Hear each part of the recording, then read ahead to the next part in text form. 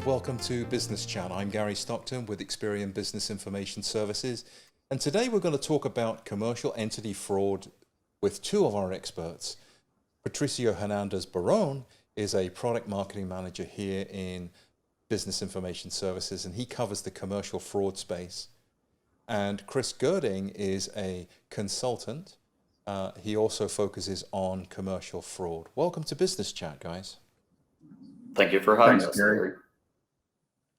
So the two of you recently collaborated on a perspective paper called Identity Fraud in Commercial Applications. And the piece asserts that there's been a rapid growth in commercial fraud in the past few years. So Patricio, if I could ask you, how are B2B companies affected compared to business to consumer companies in battling fraud? Good question, Gary. So let me start by saying that both commercial and consumer or B2B or B2C companies are both affected by fraud, whether this is first-party fraud, third-party fraud, or synthetic fraud. They're both effective. Now, where it becomes different is in the type of solutions that are out there in the market for them to solve it. And the reality is that there's been a lot more advancements on the consumer front. And it makes sense, consumer trends move a lot quicker on compared to the commercial side of things. But in light of recent events in 2020, what has happened is it's been considerably harder for fraudsters to get through these filters on the consumer side. So them being smart, they started to focus on the commercial lines of business, which they already know that they're a little behind in terms of the sophistication of the consumer lines. So it's opened a gap, a potential opportunity gap for fraudsters to get through, and businesses can't wait any longer. They need to, raise their game and make that parity between consumer and commercial lines of business in terms of the fraud mitigation strategies. Mm-hmm. So, what's the scale and the size of the problem on commercial fraud? So it's a big problem, In fact, a recent study or report conducted by the Association of Certified Fraud Examiners stated that it was about 5% of the revenue of these businesses that they lose to fraud.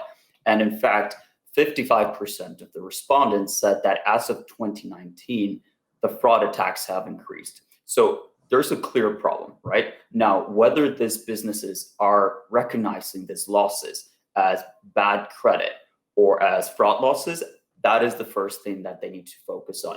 And the thing is, and it's because we can tell you many of our now customers would tell us, we don't have a fraud problem. But it was because they weren't recognizing and discerning between, again, credit losses and fraud attacks. So that is the first thing that they need to focus on and start differentiating, categorizing those losses differently so they can actually start looking into it. The other thing that I can tell you around this topic is many times businesses, what they would do is they would tighten their credit decisioning in hopes to reduce those losses. But that was just counterintuitive because they were making it harder for potentially genuine customers to make it through the application process.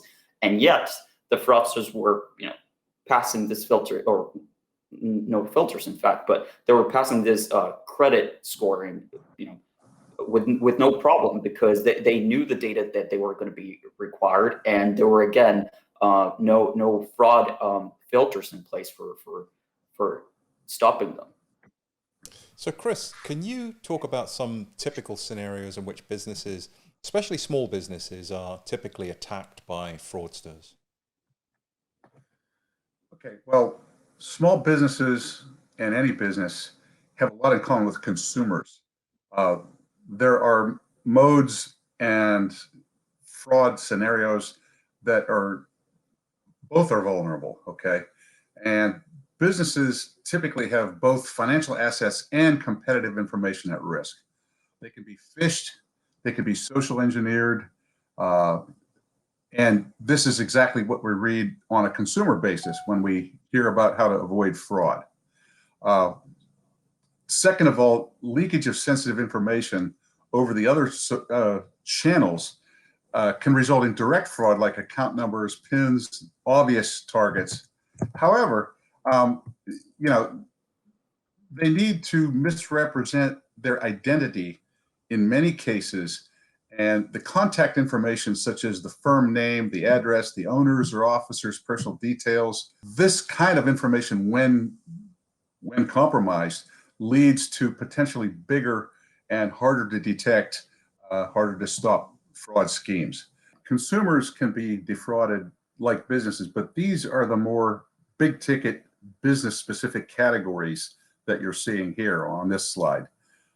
These three represent a good slice of the many ways businesses are defrauded, and small businesses with some vulnerabilities associated with not having millions and millions to spend on fraud defenses would be vulnerable to some extent. First of all, the equipment financing and leasing firms can be defrauded either out of funds or especially vehicles and heavy equipment. We see cases, not many in the news, but you do hear about these, where if you pass the finance company's fraud screen, such as it is, fraudsters can successfully apply for financing, potentially come away with, a car would be on the low end of this, a construction equipment, a combine for a farm, major capital items, and they disappear, okay? Number two, fake invoices are a very easy way, comparably, to collect perhaps smaller amounts, but these can be forged documents sent in under the wire, and they're paid sometimes by very busy accounts receivable people with accounts payable, I should say, with very few defenses in place. And something that we're going to talk about later, fraud payments figure very largely in commercial fraud. Payments that are not backed up by good funds and intentionally sent in to cover a balance on an account are a very big part of commercial fraud. Fraudsters may actually make multiple payments, playing the timing game so they keep the account and the account balance alive and growing, or the credit balance on the account, so that they can perhaps get more from the fraudulent credit relationship that they've built than the intended credit line by this timing and submission of payments. They can do this for a number of industries. They can do this for all different kinds of payment items themselves. They could be done with forged paper checks, electronic payments, and sometimes counterfeit payments themselves. So. Wow. So Patricio, turning to you, would profit be impacted by implementing fraud prevention filters? I would imagine that would hinder some profitable growth, right? Good question, and it's a tricky one because there's this big misconception that by applying fraud filters, that's going to affect your profit or affect your number of applications going through.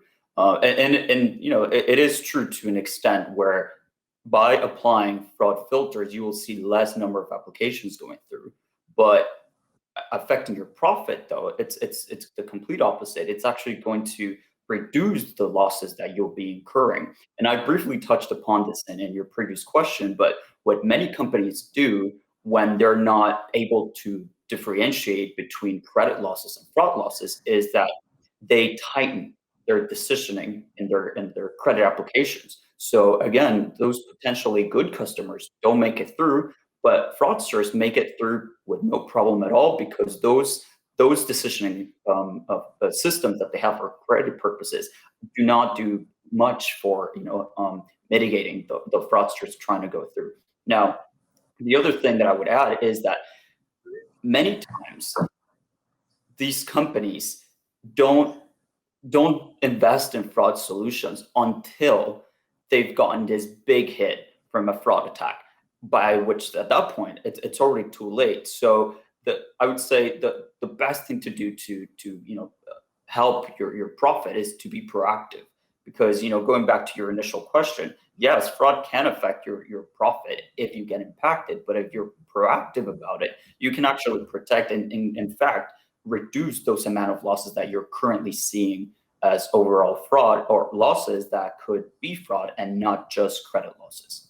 What's the number one step that a commercial business, especially a small business, can take to combat this wave of commercial fraud? The very first thing before anything else is awareness. If an individual, consumer, or a business is not aware that they're being defrauded, there's very little hope of rectifying that situation. So the awareness actually precedes the solution, and the awareness has to be built into the solution. Patricio said earlier that the losses that should be accounted for as fraud sometimes flow through as credit or other loss categories. And when that happens, the firm remains unaware and they don't necessarily prioritize taking the steps that they need to take. But second of all, when the awareness of fraud is achieved, the solutions and tools that are there to solve the problem offered commercially by Experian and others, they serve as a warning sign. They serve as a first alert, as well as dealing with the problem. Awareness must be built into the culture, and it must be built into the solution and how the firm deals with the solution, because there is no way to solve the fraud problem with a turnkey black box, turn it on and forget it. We don't have that, and we may not have that for many, many years. Can you tell me more about the first payment defaults and how lenders are addressing that problem? We spoke a bit about payments in general as a fraud channel, but this is a particularly aggressive form of fraud or credit abuse. And it happens when the borrowing party just never ever makes one payment on the account. They may utilize the entire credit line and they just don't ever pay. So when the first payment is in default, there's a high suspicion, hopefully, that this could be a fraudster. There's a little ambiguity, as I said, but the credit and the fraud dimensions are rather close. They're rather parallel in terms of how they are dealt with. And so, what are we doing about accounts that are very brazen and do this on the first payment due? We evaluate the risk at the time of enrollment. This is very important. We don't know who's not going to pay us the first time. So we need a tool that evaluates, in this case, we offer a score, a commercial first payment default score, which is very high performance and very friendly to the combined mix of consumer and commercial data that a firm might have. Second of all, it pays to look at the risk of the entire portfolio for first payment default periodically. And that, again, is done with a score, could be the same score I mentioned.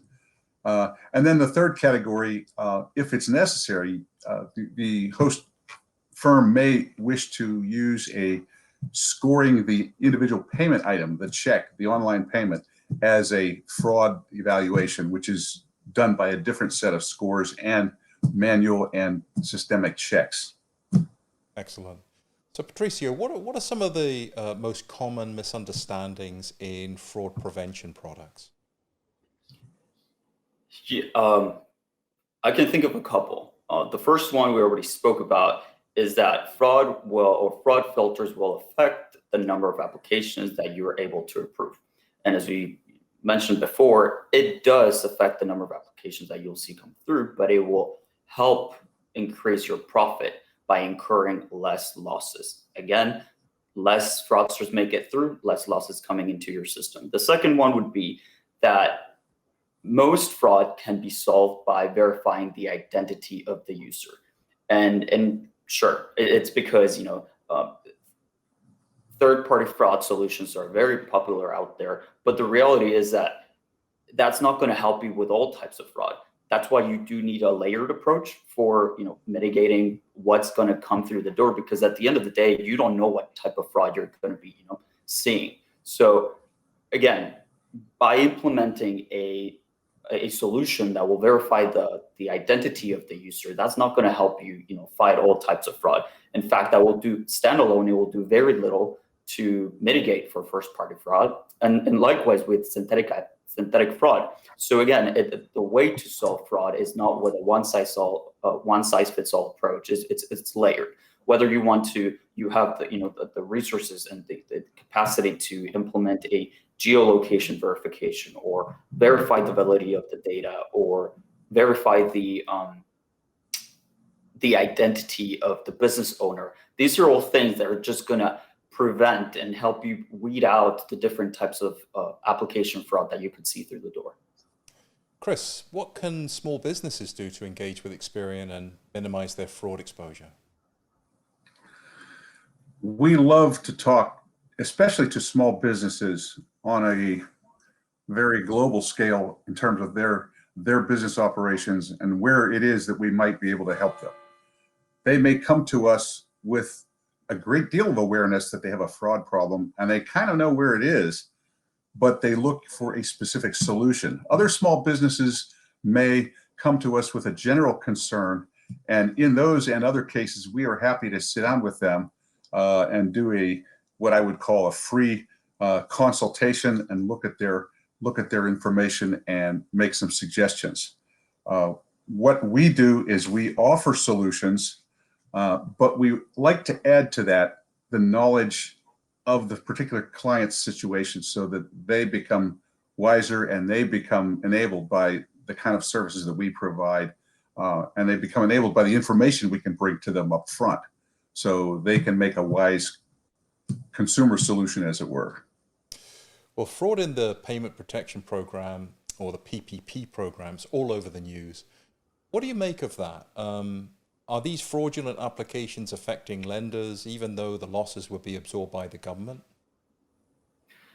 Good question. Yes. So while many of these lenders, know and think that the potential losses would be absorbed by the government, the reality is that it's uncovering many gaps for these lenders. First, we understand there's a greater volume of applications going through their systems. So what many of these lenders have done is either completely turn off their fraud mitigation systems, or they've reduced the amount of vetting that they do, because again, they're not too worried, because they know that the government is going to absorb those losses. And again, because of the volume of applications that they see through. Now, the problem with that is that if they completely turned off the system, now they have potential fraudsters within their portfolio.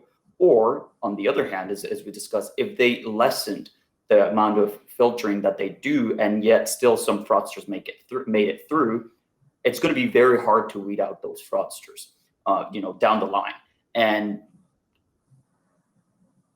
it's just putting more risk to your overall portfolio. And this people, once they're in there, they've already uncovered some gaps in your underwriting process. So again, just down the line, is going to be very hard to weed out this fraudsters that made it through your portfolio. Chris, anything to add? That was a good summary. I would add only that the other side of the coin is when you put many, many tens of millions of good government money into the hands of fraudsters, you're sort of inflating the entire credit system. You're allowing bad people to get what appears to be credit for good loans until they're discovered. Many of these will probably not be discovered. So you're kind of adding bads to the system and calling them goods, and that's never good for all of us. Well, this has been very helpful, guys. I want to say thank you very much for coming on Business Chat and sharing your insights. Folks, if you want to get a copy of the Identity Fraud in Commercial Applications paper, we will leave a link in the description for this video. And if you have more questions about fraud and getting involved with Experian, reach out to your Experian representative. And thank you, everyone, for coming to Business Chat today.